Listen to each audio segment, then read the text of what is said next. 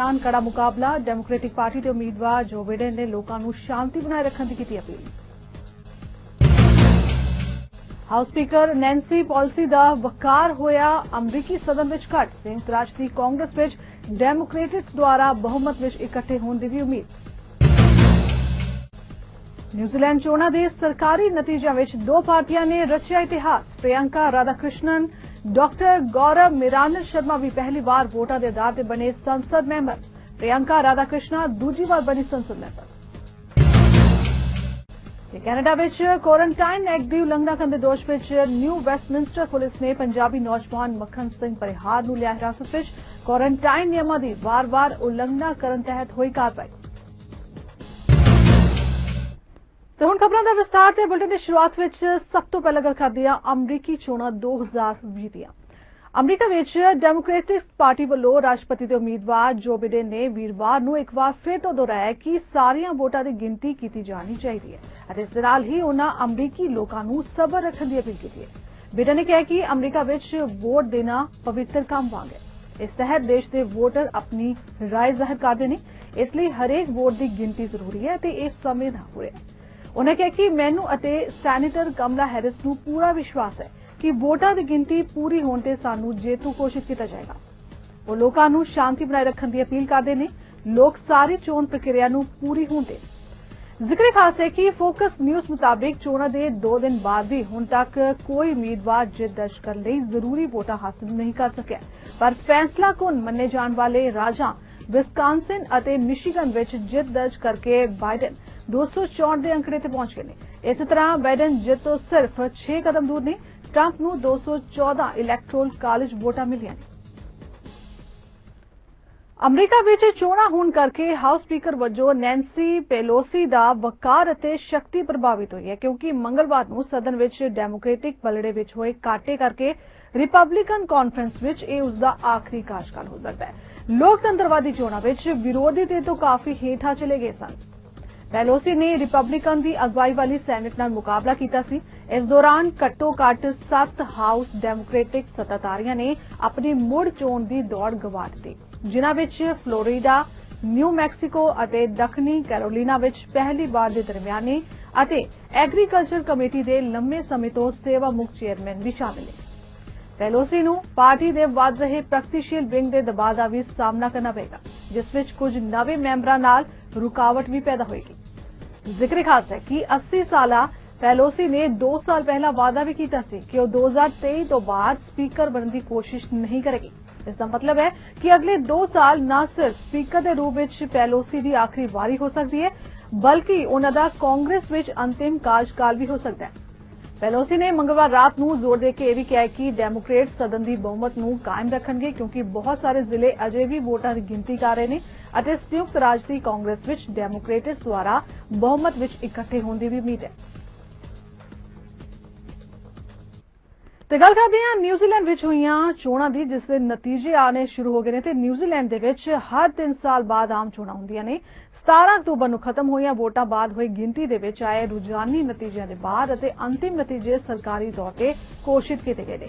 इन्हां भारतीयों की एक खास मान वाली गल यह रही है कि इत्थे पहली बार लेबर पार्टी के 2 उम्मीदवार वोटां के आधार पर मैंबर पार्लीमेंट चुने गए हैं, जबकि हुण तक सिर्फ पार्टी वोट के आधार तो ही किस्मत के सहारे वो मैंबर पार्लीमेंट बनते सन।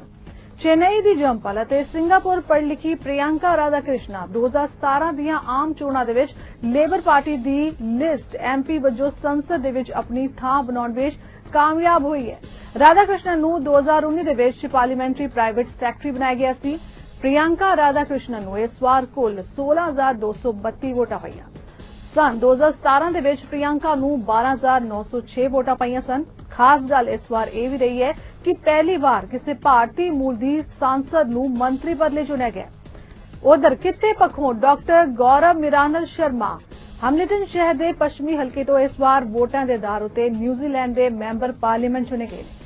यह वो शहर है जिथे 1977 के पहला गुरुद्वारा साहिब स्थापित किया गया सी।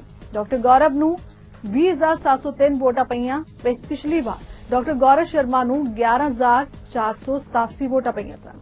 उन्होंने अपने विरोधी को 1260 वोटां के फर्क नाल हरा दिता है।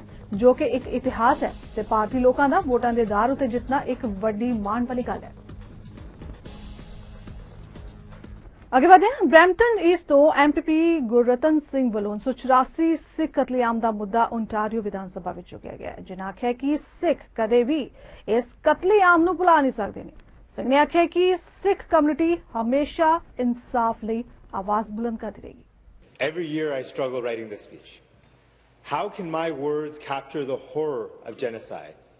To share the story of how Sikhs, who stood tall and proud, who looked just like me, had to run and hide from state-sponsored mobs who had but one focus, one goal: murder. In the most vicious of ways, tires were placed around their necks. Kerosene was poured on their head. They were set on fire, burned alive in the street as the police stood by and watched. Or worse, participated in the murder. Elected officials, just like you and I, sitting in this assembly today, ordering the death of Sikhs. Betrayal, breaking our most sacred oath to protect those we serve. Combustible powder was used on the flesh of Sikhs. Children were beheaded. Women were raped. It's been 36 years.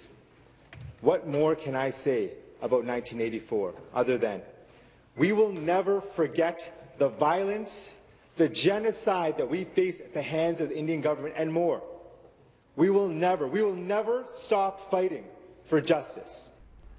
Brampton East ਤੋਂ NDP ਦੇ MP Gurratan Singh ਨੇ Ford ਸਰਕਾਰ ਤੋਂ ਮੰਗ ਕੀਤੀ ਹੈ ਕਿ ਉਹ ਬਰੈਂਪਟਨ ਦੀਆਂ ਬਿਹਤਰੀਨ ਤਸਵੀਰਾਂ ਵਿਖਾ ਕੇ ਅਤੇ ਝੂਠੇ ਵਾਅਦੇ ਕਰਕੇ ਲੋਕਾਂ ਨੂੰ ਗੁੰਮਰਾਹ ਨਾ ਕਰਨ, ਸਗੋਂ ਇਸ ਤਰ੍ਹਾਂ ਦੇ ਝੂਠੇ ਸਬਜ਼ ਬਾਗ ਦਿਖਾਉਣ ਦੀ ਥਾਂ ਉਹ ਬਰੈਂਪਟਨ ਦੇ ਪਰਿਵਾਰਾਂ ਲਈ ਇਸ ਸਮੇਂ ਜ਼ਰੂਰੀ ਹਸਪਤਾਲ ਮੁਹੱਈਆ ਕਰਾਉਣ ਤੇ ਐਮਰਜੈਂਸੀ ਰੂਮ ਸਰਵਿਸਿਜ਼ ਦਾ ਪ੍ਰਸਾਰ ਕਰਨ।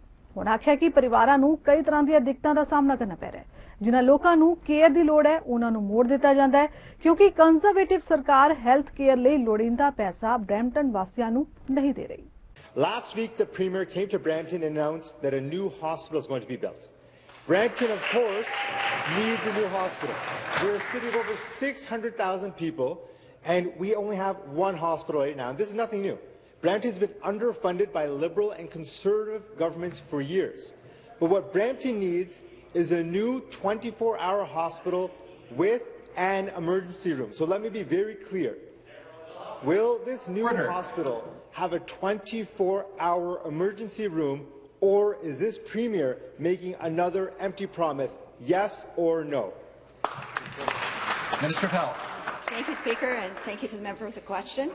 I was with the Premier last week when he made the announcement in Brampton, and he's sincere that wanting Brampton to have a new hospital, because that's one of the things that we take a look at is population groups. Brampton has grown dramatically in population. There are other issues that we need to take a look at as well. Condition, shape of the existing hospital, in your case, that's not a concern. But there are many factors that have to be taken into consideration, and there is a process that has to be entered into, as a member will know. And that is something that we will be pleased to receive and to work through.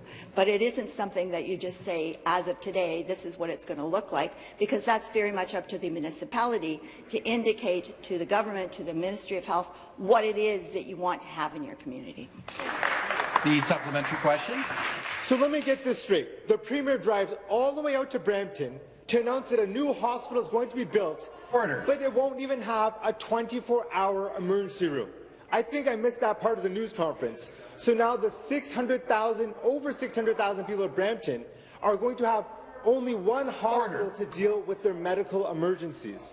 Does the Conservative government honestly think that this is going to fix Brampton's healthcare crisis? Families are struggling in Brampton. We are struggling with our one underfunded and overcrowded hospital. But this Conservative government won't commit to funding to fix our healthcare crisis. When will the Premier stop with his empty promises and give Brampton an actual new hospital with a 24-hour emergency room, not just an urgent care centre? Minister of Health. Thank you, Speaker. And through you, Speaker, I will remind the member that the purpose of the trip to Brampton was not to announce a new hospital. It was another announcement that the Premier and I were making. However, a question arose with respect to what's happening in Brampton and Brampton's need for a new hospital. Certainly there is a knowledge that this is a fast-growing area. The population has grown tremendously in Brampton and surrounding area, and so it is incumbent on the local municipality, the local hospital association, to come up with a plan for what type of hospital you want to have, with an emergency department, without an emergency department. That's not something that the Ministry of Health just decides upon. That is working in consultation with the municipality to understand what the specific needs are. And if that's what Brampton wants to do, we invite them to come to the Ministry of Health and speak to us about it. Ontario the associate medical ਅਧਿਕਾਰੀ doctor ਯਾਫੀ ਨੇ Ontario ਅੰਦਰ ਕੋਵਿਡ-19 ਆਊਟਬ੍ਰੇਕਸ ਬਾਰੇ ਜਾਣਕਾਰੀ ਸਾਂਝੀ ਕੀਤੀ। ਉਹਨਾਂ ਕਿਹਾ ਕਿ ਪਿਛਲੇ 2 ਦਿਨਾਂ ਤੋਂ ਪ੍ਰੋਵਿੰਸ ਅੰਦਰ ਸਭ ਤੋਂ ਜ਼ਿਆਦਾ ਕੋਵਿਡ-19 ਦੇ ਕੇਸ ਰਿਪੋਰਟ ਕੀਤੇ ਗਏ ਨੇ ਤੇ ਅੱਜ 985 ਕੇਸ ਪੋਜ਼ਿਟਿਵ ਪਾਏ ਗਏ। ਉਹਨਾਂ ਕਿਹਾ ਕਿ ਇਹਨਾਂ ਸਾਰੇ ਕੇਸਾਂ ਵਿੱਚੋਂ 70% ਕੇਸ ਟੋਰਾਂਟੋ, ਪੀਲ ਅਤੇ ਯਾਰਕ ਦੇ ਨੇ। Since I last provided an update on Monday, Ontario reported its highest one-day total of new cases on Tuesday, with 1,050 cases. Today, we're reporting 987 new cases. Most of the cases, about 70%, are concentrated in Toronto, Peel, and York. We've also seen a recent increase in the number of deaths related to COVID-19.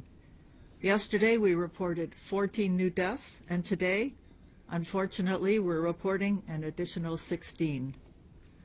With respect to outbreaks, we're also seeing a continued increase. Today, there are 33 new outbreaks, and in the past week, we've seen 107 outbreaks, which is a 10.3% increase over the week before. About half of the outbreaks are occurring in our vulnerable sectors: long-term care homes, retirement homes, group homes, and hospitals. What we are learning is that in many of these settings, there are challenges with preventive measures not being followed during social times, as in breaks, and people going to work when they are ill. This serves as an important reminder for individuals to make sure they really take note of any signs of illness before heading to work, no matter how mild the symptoms. It's also important for workplaces to be very vigilant in screening their employees. I also want to acknowledge that I know how strange it is to practice physical distancing from your coworkers and to wear a mask even when you're on break. But just because you know someone does not reduce the risk of transmitting COVID-19. And this is something that I'm asking we all keep in mind, not just when we are at work. It is also important to keep in mind when we make decisions about our own personal and social interactions. So please keep up the adherence to our public health measures so we can protect each other and reduce the spread of COVID-19. ਤੇ ਗੱਲ ਕਰਦੇ ਹਾਂ America ਵਿੱਚ ਫੈਲੇ ਕੋਵਿਡ-19 ਦੇ ਪ੍ਰਸਾਰ ਦੀ। America ਵਿੱਚ virus ਦੇ ਨਵੇਂ ਕੇਸਾਂ ਵਿੱਚ ਲਗਾਤਾਰ ਵਾਧਾ ਹੋਣਾ ਜਾਰੀ ਹੈ। ਦੇਸ਼ ਨੇ ਬੁੱਧਵਾਰ ਨੂੰ ਕਰੋਨਾ ਦੀ ਲਾਗ ਦੇ 1,02,831 ਨਵੇਂ ਕੇਸ ਦਰਜ ਕੀਤੇ ਨੇ। ਇੰਨੀ ਵੱਡੀ ਗਿਣਤੀ ਵਿੱਚ ਵਾਇਰਸ ਦੇ ਕੇਸ ਮਹਾਮਾਰੀ ਦੀ ਸ਼ੁਰੂਆਤ ਤੋਂ ਬਾਅਦ ਪਹਿਲੀ ਵਾਰ ਸਾਹਮਣੇ ਆਏ ਨੇ। ਉੱਚ ਪੱਧਰ ਦਾ ਇਹ ਵਾਧਾ ਬਹੁਤ ਦੁਖਦਾਈ ਹੈ, ਪਰ ਮਾਹਰਾਂ ਨੇ ਪਹਿਲਾਂ ਹੀ ਭਵਿੱਖਬਾਣੀ ਕੀਤੀ ਸੀ ਕਿ ਸਰਦੀਆਂ ਵਿੱਚ ਇਸ ਲਾਗ ਦੀ ਹਾਲਤ ਹੋਰ ਬੱਤਰ ਹੋ ਸਕਦੀ ਹੈ। ਵਾਇਰਸ ਦੇ ਮਾਮਲੇ ਵਿੱਚ ਪਿਛਲੇ ਹਫ਼ਤੇ ਹੀ ਯੂਐਸਏ ਨੇ ਜ਼ਿਆਦਾ ਕੇਸਾਂ ਵਿੱਚ ਅੰਕੜਿਆਂ ਦੇ 5 ਦਿਨ ਵੇਖੇ ਨੇ, ਜਿੱਥੇ ਕਿ 30 ਅਕਤੂਬਰ ਨੂੰ ਕੇਸਾਂ ਦੇ ਵਾਧੇ ਦਾ ਰਿਕਾਰਡ 99,321 ਲਾਗਾਂ ਨਾਲ ਦਰਜ ਕੀਤਾ ਗਿਆ ਸੀ, ਜਦਕਿ ਨਵੇਂ ਇਨਫੈਕਸ਼ਨ ਦੇ ਦੇਸ਼ ਭਰ ਵਿੱਚ 7 ਦਿਨਾਂ ਦੀ ਔਸਤ ਹੁਣ ਲਗਭਗ 99,859 ਹੈ, ਜਿਸ ਦੀ 108% ਦਾ ਵਾਧਾ ਸਿਰਫ 1 ਮਹੀਨੇ ਵਿੱਚ ਹੀ ਹੋਇਆ। ਜੌਨਸ ਹੌਪਕਿੰਸ ਯੂਨੀਵਰਸਿਟੀ ਦੇ ਅੰਕੜੇ ਮੁਤਾਬਿਕ ਮਹਾਮਾਰੀ ਦੀ ਸ਼ੁਰੂਆਤ ਤੋਂ ਲੈ ਕੇ ਹੁਣ ਤੱਕ 9.4 ਮਿਲੀਅਨ ਤੋਂ ਵੱਧ ਅਮਰੀਕੀ ਕੋਵਿਡ-19 ਨਾਲ ਸੰਕਰਮਿਤ ਹੋਏ ਨੇ ਅਤੇ 2,33,000 ਤੋਂ ਵੱਧ ਦੀ ਮੌਤ ਵੀ ਹੋ ਗਈ ਹੈ। ਜੌਨਸ ਹੌਪਕਿੰਸ ਮੁਤਾਬਿਕ ਸਿਰਫ 3 ਅਮਰੀਕੀ ਰਾਜ ਅਲਾਬਾਮਾ, ਮਿਸਿਸਿਪੀ ਅਤੇ ਟੈਨੇਸੀ ਵਾਇਰਸ ਦੀ ਸਹੀ ਦਿਸ਼ਾ ਵੱਲ ਵਧ ਰਹੇ ਨੇ। ਸਿਹਤ ਅਧਿਕਾਰੀ ਵਸਨੀਕਾਂ ਨੂੰ ਸਿਹਤ ਸੰਬੰਧੀ ਸਾਵਧਾਨੀਆਂ ਨੂੰ ਵਰਤਣ ਦੀ ਅਪੀਲ ਕਰ ਰਹੇ ਨੇ, ਜੋ ਕਿ ਵਾਇਰਸ ਦੇ ਫੈਲਣ ਨੂੰ ਰੋਕਣ ਵਿੱਚ ਮਦਦਗਾਰ ਨੇ, ਜਿਨ੍ਹਾਂ ਵਿੱਚ ਚਿਹਰੇ ਨੂੰ ਮਾਸਕ ਨਾਲ ਢੱਕਣਾ ਅਤੇ ਸਮਾਜਿਕ ਦੂਰੀ ਮਹੱਤਵਪੂਰਨ ਨੇ। ਸਰੀ ਦੀ ਨਿਊ ਵੈਸਟਮਿੰਸਟਰ ਪੁਲਿਸ ਵੱਲੋਂ ਪੰਜਾਬੀ ਮੂਲ ਦੇ ਮੱਖਣ ਸਿੰਘ ਪਰਿਹਾਰ ਨੂੰ ਕੁਆਰੰਟਾਈਨ ਐਕਟ ਦੀ ਵਾਰ-ਵਾਰ ਉਲੰਘਣਾ ਕਰਨ ਦੇ ਦੋਸ਼ ਤਹਿਤ ਗ੍ਰਿਫਤਾਰ ਕਰ ਲਿਆ ਗਿਆ ਹੈ। ਜਾਣਕਾਰੀ ਮੁਤਾਬਿਕ ਉਹ 28 ਅਕਤੂਬਰ ਨੂੰ ਅਮਰੀਕਾ ਤੋਂ ਕੈਨੇਡਾ ਵਿੱਚ ਮੁੜ ਦਾਖਲ ਹੋਇਆ ਸੀ। ਉਸ ਨੂੰ ਯਾਦ ਕਰਵਾਇਆ ਗਿਆ ਕਿ ਫੈਡਰਲ ਕਾਨੂੰਨ ਮੁਤਾਬਿਕ ਕੈਨੇਡਾ ਦਾਖਲ ਹੋਏ ਯਾਤਰੀਆਂ ਨੂੰ ਕੁਆਰੰਟਾਈਨ ਐਕਟ ਦੇ ਤਹਿਤ 14 ਦਿਨਾਂ ਲਈ ਆਪਣੇ ਆਪ ਨੂੰ ਇਕੱਲੇ ਰੱਖਣ ਦੀ ਲੋੜ ਹੁੰਦੀ ਹੈ, ਪਰ ਉਸ ਨੂੰ ਕੋਈ ਪਰਵਾਹ ਨਹੀਂ ਸੀ ਅਤੇ ਇਸ ਕਾਨੂੰਨ ਦੀ ਉਲੰਘਣਾ ਕਰਨ ਲਈ ਉਸ ਨੂੰ ਟਿਕਟ ਵੀ ਦਿੱਤੀ ਗਈ। ਪਰ ਫਿਰ ਵੀ ਮੱਖਣ ਸਿੰਘ ਪਰਿਹਾਰ ਨੇ ਆਪਣਾ ਵਤੀਰਾ ਨਾ ਬਦਲਿਆ ਅਤੇ ਉਸਨੇ ਆਪਣੇ ਨਿਵਾਸ ਸਥਾਨ ਛੱਡ ਕੇ ਬਾਹਰ ਜਾਣਾ ਜਾਰੀ ਰੱਖਿਆ। ਨਿਊ ਵੈਸਟਮਿੰਸਟਰ ਪੁਲਿਸ ਨੇ ਬੀਤੀ 9 ਨਵੰਬਰ ਨੂੰ ਕੁਆਰੰਟਾਈਨ ਐਕਟ ਦੀ ਵਾਰ-ਵਾਰ ਉਲੰਘਣਾ ਕਰਨ ਦੇ ਦੋਸ਼ ਵਿੱਚ ਉਸ ਨੂੰ ਹਿਰਾਸਤ ਵਿੱਚ ਲੈ ਲਿਆ। ਅੱਗੇ ਵਧਦੇ ਹਾਂ। ਮੈਕਸੀਕਨ ਅਧਿਕਾਰੀਆਂ ਨੇ ਲਾਸ ਐਂਜਲਸ ਦੇ ਇੱਕ ਫਾਇਰ ਫਾਈਟਰ ਦੀ ਲਾਸ਼ ਬਰਾਮਦ ਕੀਤੀ ਹੈ, ਜੋ ਕਿ ਅਗਸਤ ਵਿੱਚ ਲਾਪਤਾ ਹੋ ਗਿਆ ਸੀ। ਉਸ ਦੀ ਅਗਵਾਈ ਦੌਰਾਨ ਉਸ ਨੂੰ ਗੋਲੀ ਮਾਰ ਦਿੱਤੀ ਗਈ ਸੀ। ਉਸ ਦਾ ਬਚਿਆ ਪਿੰਜਰ 23 ਅਕਤੂਬਰ ਨੂੰ ਪਿਰਾਨ ਖੇਤਰ ਵਿੱਚ ਮਿਲਿਆ ਸੀ। ਸ਼ਹਿਰ ਦੇ ਅੱਗ ਬੁਝਾਓ ਵਿਭਾਗ ਦਾ ਮੁਲਾਜ਼ਮ ਐਗੁਏਲ 20 ਅਗਸਤ ਨੂੰ ਰੋਸਰੀਟੋ ਨੇੜੇ ਗਾਇਬ ਹੋ ਗਿਆ ਸੀ।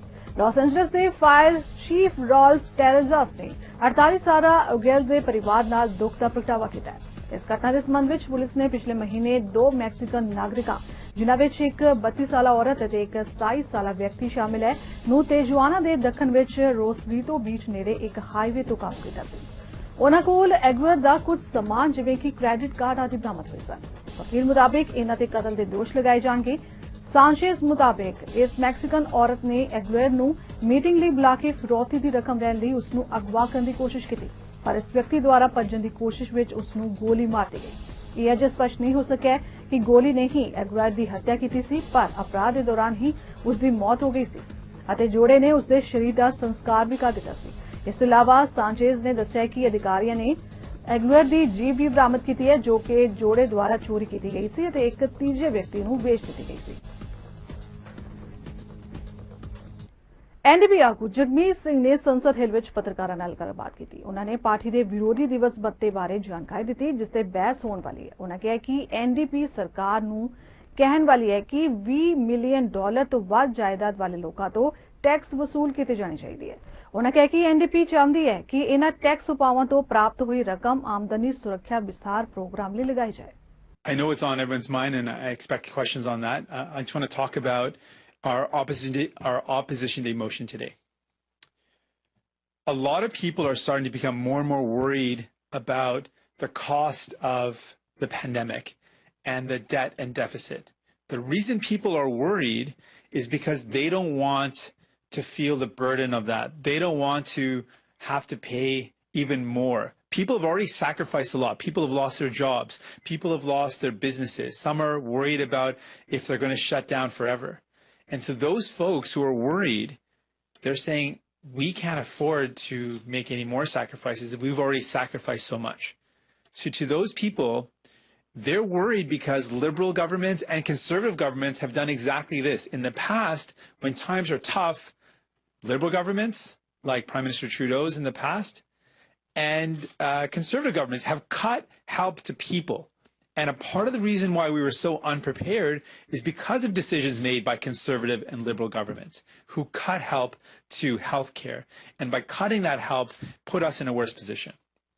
So that's why our opposition day motion makes it very clear that to pay for the programs, the help that people need, it should not be you that has to pay for it. It should not be families and people and workers and small businesses who have struggled. It should be those who have profited off the pandemic. It should be the ultra wealthy that contribute their fair share. So we're proposing a tax on the wealthy, of those who have fortunes of over 20 million, and a tax on excess profits, those who have made massive profits. Those large corporations who have made massive profits during this pandemic need to pay their fair share. To fund the healthcare that we need, to fund the housing that is so important as a form of recovery, and to help people get a place to live, and to make sure that we are investing in a guaranteed livable income. British Columbia ਦੀ senior ਵਕੀਲ Isobel ਮੁਕੈਂਜੀ ਵੱਲੋਂ ਪੇਸ਼ ਆਪਣੀ ਤਾਜ਼ਾ report ਬਾਰੇ ਵਿਸਥਾਰਤ ਜਾਣਕਾਰੀ ਦਿੰਦਿਆਂ ਦੱਸਿਆ ਗਿਆ ਕਿ ਇਹ ਰਿਪੋਰਟ BC ਦੇ ਵਿੱਚ ਲੌਂਗ ਟਰਮ ਕੇਅਰ ਸੈਂਟਰਾਂ ਵਿੱਚ ਸਹੂਲਤਾਂ ਦੀ ਜਗ੍ਹਾ ਆਉਣ ਵਾਲੀਆਂ ਪਾਬੰਦੀਆਂ ਅਤੇ ਮਾੜੇ ਪ੍ਰਭਾਵਾਂ ਨੂੰ ਉਜਾਗਰ ਕਰਦੀ ਹੈ।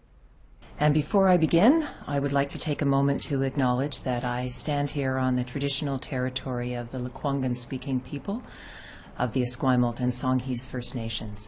And I, like many, am grateful for the generosity they show in sharing their lands with us. Today I am releasing a report from our province-wide survey on the impact of visit restrictions on long-term care and assisted living. Never has one issue dominated the phone lines and inbox of my office to the extent that visit restrictions in long-term care and assisted living have. And as the seniors advocate, of all the reports that I have written, none have been as difficult as this. No person could read the letters and comments that came with this survey and not be deeply and profoundly touched by the obvious love and devotion that some family members have for each other, and the pain they feel from the separation current visit restrictions have imposed is palpable.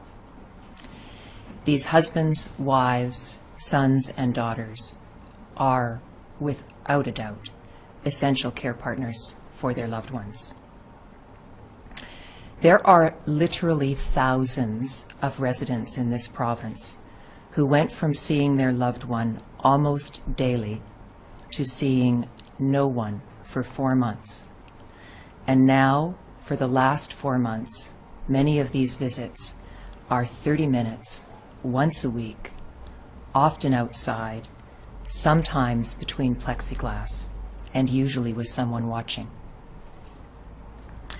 I am absolutely committed to honoring the voices from this survey in a more fulsome way than this report can capture, and I will be issuing a compendium report in the near future that will honor the unique experiences of the more than 13,000 residents and family members who told me their story. However, I want to share one story today from a recent widower. Widow. I was even denied window visits as his room looked out on the courtyard. He celebrated his 75th birthday, his last, through a window. No cake, no balloons, no semblance of a celebration. And my 70th birthday, we couldn't even get together. We celebrated our 50th wedding anniversary outside, 6 feet away, through a wire fence. No touching. My husband did not know why I couldn't come in. He was way beyond understanding what was happening. Ontario ਦੇ premier Doug Ford ਨੇ mind ਹਿੱਲ ਵਿੱਚ ਪੱਤਰਕਾਰਾਂ ਨੂੰ ਸੰਬੋਧਨ ਕੀਤਾ। ਇਸ ਦੌਰਾਨ premier Ford ਨੇ ਸੂਬੇ ਭਰ ਦੇ ਵਿੱਚ ਹੇਠਲੇ ਪੱਧਰ ਤੇ ਭਾਈਚਾਰੇ ਵਿੱਚ ਬ੍ਰੌਡਬੈਂਡ ਅਤੇ ਸੈਲੂਲਰ ਪੱਧਰ ਤੇ ਵਿਸਤਾਰ ਲਈ $680 ਮਿਲੀਅਨ ਦਾ ਵਾਧੂ ਐਲਾਨ ਕੀਤਾ ਹੈ। ਇਹ ਨਵੀਂ ਫੰਡਿੰਗ 3 ਸਾਲਾ ਕੋਵਿਡ-19 ਬਜਟ ਵਿੱਚ ਸ਼ਾਮਿਲ ਹੋਏਗੀ, ਜੋ ਓਂਟਾਰੀਓ ਸਰਕਾਰ ਵੱਲੋਂ ਜਾਰੀ ਕੀਤੀ ਜਾਏਗੀ। Even with all our modern advances, there are still 12% of Ontarians who still don't have access to high-speed internet. That's over 1.4 million people. Before the crisis, I made it my personal mission as Premier to improve broadband and connect these communities, and to make sure no part of Ontario was left behind in the 21st century. That's why today I'm very proud to announce our government is making a historic investment of nearly $1 billion to build better broadband across the province. We're investing over $680 million in the upcoming 2020 Ontario budget, and this funding is in addition to our initial commitment to invest $315 million over 5 years in shovel-ready broadband projects. It will help communities like Minden and Kawartha Lakes get access to the internet and cell service we all rely on. For communities like Minden, better broadband can make a world of difference. It means more economic development, more chances to grow a business, more opportunities for young people. And we will continue to grow and expand these investments with our telecom and municipal partners and make every dollar count. With partners like the Eastern Ontario Regional Network, or EORN for short, that have incredible track records. EORN has laid down 5,500 kilometers of fiber optic cable. They're bringing wireless access to almost 90% of homes and businesses in Eastern Ontario. Those are the kind of results we invest in. Those are the kind of shovel-ready projects we want. Projects that will create jobs, improve quality of life, and bring massive benefits to these communities. So thank you, Mayors Letham and Devlin. Your leadership and support is unbelievable for EORN. My friends, this is just the beginning. Tomorrow, when we release our 2020 budget, we will deliver a plan to protect, support, and recover our province. A plan to get our economy firing on all cylinders once again, while keeping people safe and healthy. Today, we take another step down that road, a road to a stronger, more prosperous,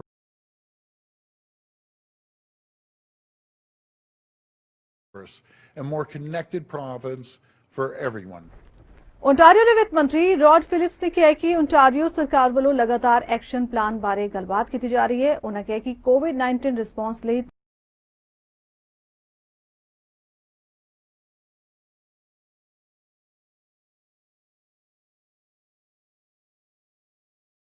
तीन साला budget पेश किया जाएगा। उन्होंने कहा कि कोविड-19 महामारी दौरान प्रभावित हुए लोगों ਨੂੰ ਬਿਜ਼ਨਸਾਂ ਅਤੇ ਕਾਮਿਆਂ ਨੂੰ ਆਰਥਿਕ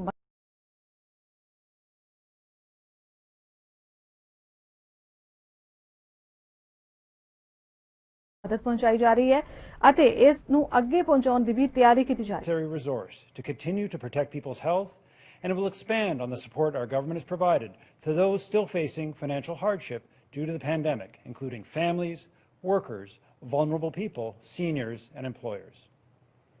The plan will have 3 pillars, and as we announced Monday, the first pillar is protect, making good on Premier Ford's commitment to do whatever it takes to get the people of Ontario through the pandemic. The second pillar is support, because we know COVID-19 has brought severe challenges and economic difficulties to families and employers. And the third pillar is recover, because as COVID-19 continues to cause uncertainty in the global economy, we need to position Ontario for a strong recovery, even while being focused on the urgent needs of today.